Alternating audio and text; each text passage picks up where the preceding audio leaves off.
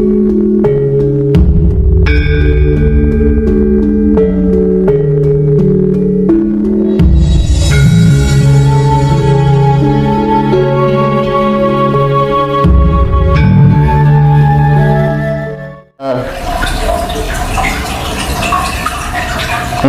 ini diberi kewenangan untuk memimpin namanya dunia, karena dari segi pengetahuannya itu lebih kompleks, dari kondisi keadaan alamnya lebih kompleks, ya, kekayaan alamnya.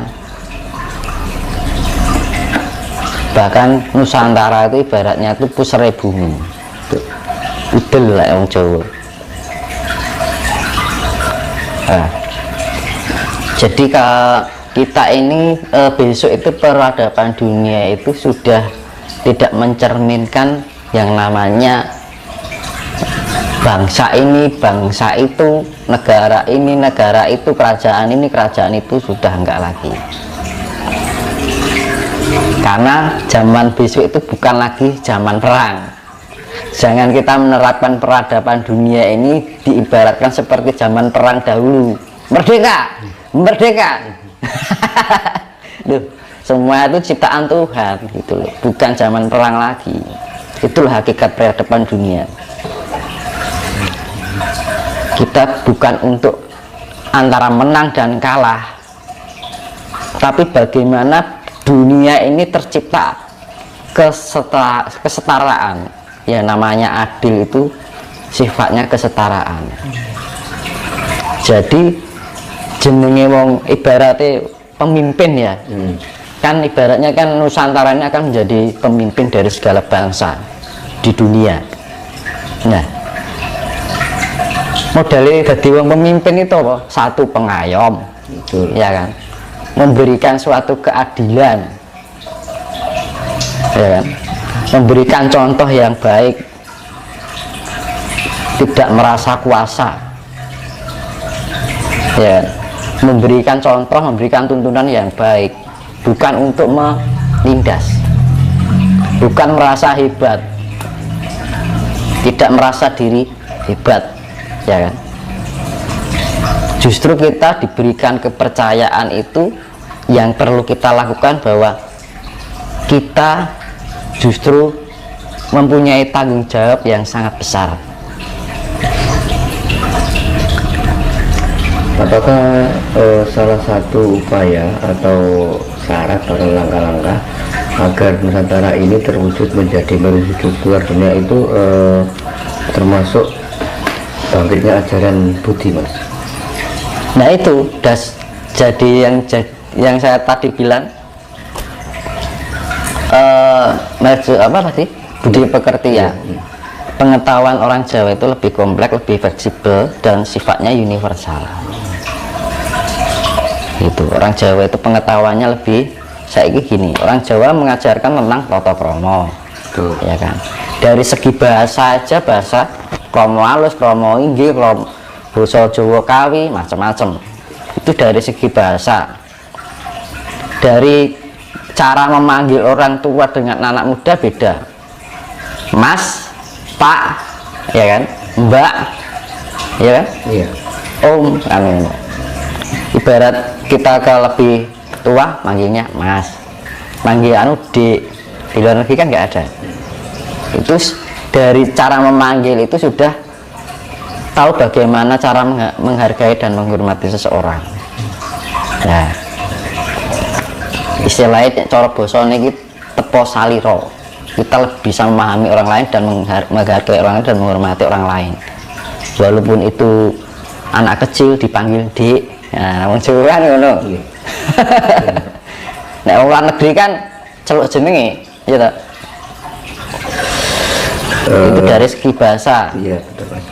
Terus secara Jawa itu sebenarnya leluhurnya masih ada lagi. Maksudnya masih ada lagi gimana? Jadi Jawa ini leluhurnya itu ada yang lebih hebat lagi daripada Jawa itu sendiri. leluhur Jawa, masih ada yang lebih hebat lagi dari orang Jawa yang sekarang. Iya, iya, iya. Kuwi Jawa sih enak sing ngungkuli, Mas. Nah itu. Dan ini sisa-sisa Jawa itu. Sisa-sisa dari Lemuria. Nah, Nusantara ini sisa-sisa dari Lemuria yang apa? Peninggalan Lemuria yang tersisa. Gitu. Terus gini Mas Tinus, Mas Tinus kan selaku spiritualis muda, apa yang bisa Mas Tinus sampaikan pada kita ini kan kaum milenial, agar bisa intinya mendukung, support supaya apa yang dicita-citakan bangsa ini tercapai. Misalkan satu contoh, Indonesia menjadi mercusuar dunia, terus bagaimana ajaran mempersiapkan Jawa itu bagaimana Mas Tinus, apa pesan Mas Tinus buat kaum milenial sekarang ini? Jadi kita belajar dari leluhur kita juga ya. Leluhur itu juga penting, dari adat istiadatnya, budaya, dan digabungkan dengan pengetahuan-pengetahuan yang sekarang yang sifatnya ilmiah. Syukur-syukur bisa mempelajari tentang sains gitu. Jadi dasar utama kita latih meditasi dulu, ya kan? Itu dasar awal ya. Sering-sering melek bengi, mandi malam, meditasi, itu nanti terarah dengan sendirinya dulu. Nah, makanya itu apa fungsinya meditasi? Agar kita terbangunkan potensial energi di dalam diri kita meningkat, akhirnya kita bisa juga meningkatkan tingkat kesadaran diri kita sendiri.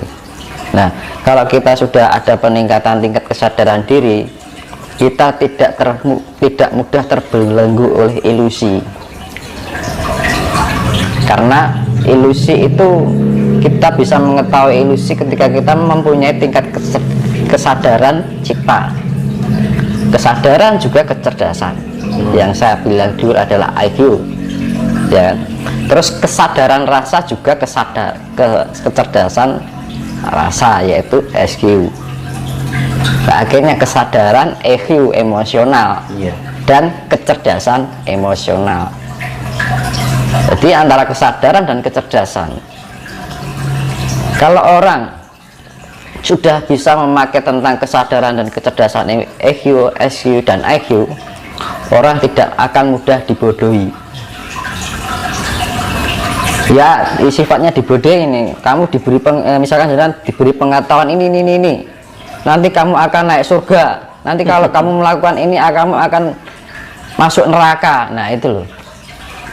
Oh, Gusti Allah ya atau kayak ancaman kayak gitu kan. Kenapa manusia harus memberikan penghakiman gitu loh. Manusia tidak berhak untuk menghakimi sesamanya. Menjat itu namanya. Ya kan? Dan orang Jawa pun tidak pernah menjat kayak gitu. Ajaran Jawa, ajaran Nusantara, nggak pernah. Kamu nanti kalau melakukan ini, nek wong Jawa ngalani ora ilok. Nah itu kan. Perkara itu dosa, itu surga neraka itu bukan urusan manusia. Karena dalam etika Jawa, seperti saya bilang, dalam etika Jawa itu tidak mengenal benar atau salah. Tapi orang yang tidak orang yang masih perilakunya masih merugikan orang lain dianggap orang yang belum mengerti, belum paham gitu kan. Kadang-kadang kita masih melakukan salah. Nah, makanya gunanya kita melakukan salah itu, kita ketika kita mempunyai tingkat kecerdasan dan kesadaran itu, kita mempelajari kesalahan itu agar kesalahan itu menjadi suatu penjembatan untuk menuju pada sebuah kebenaran. Dan makanya kalau ada orang salah ya jangan disalahkan.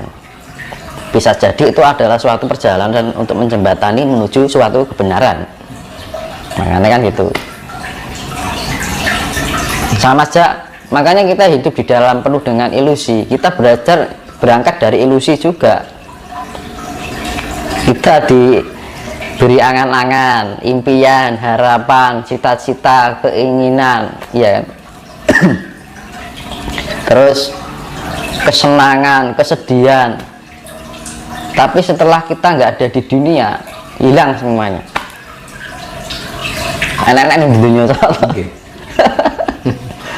Nah itu namanya ilusi. Ini Mas, terkait dengan bangkitnya ajaran Jawa, ajaran putih.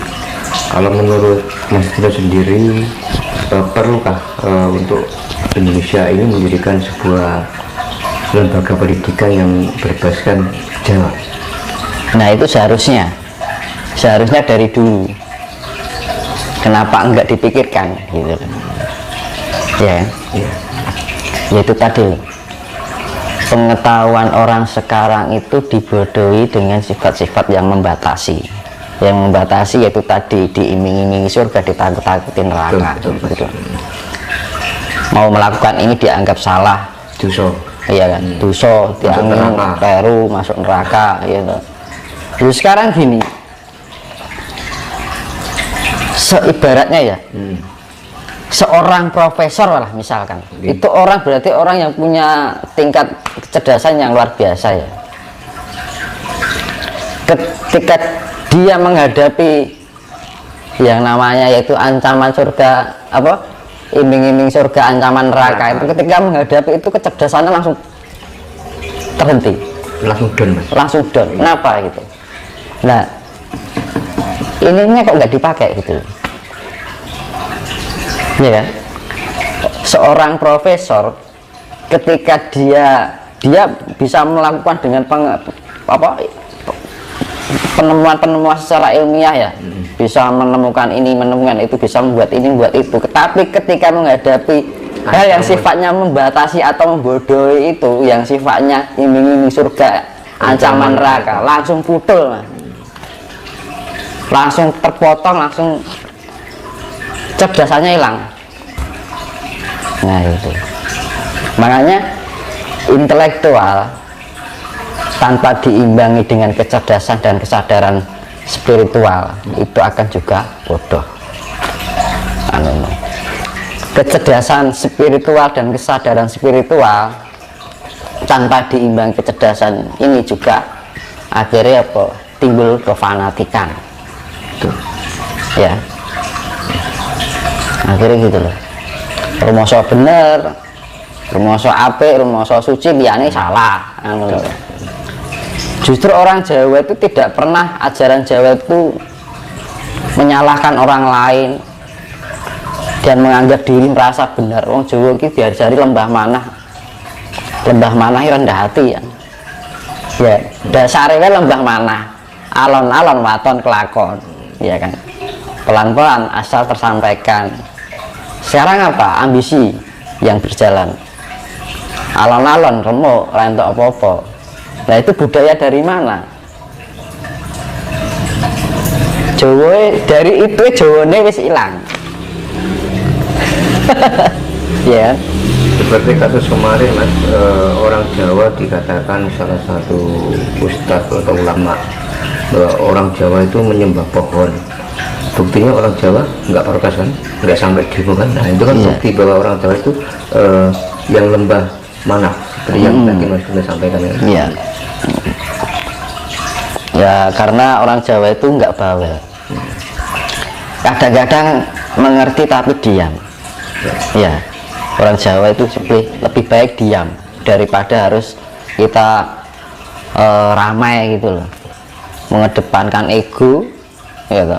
Nalar diabaikan. Akhirnya apa? Akal sehat nggak berjalan.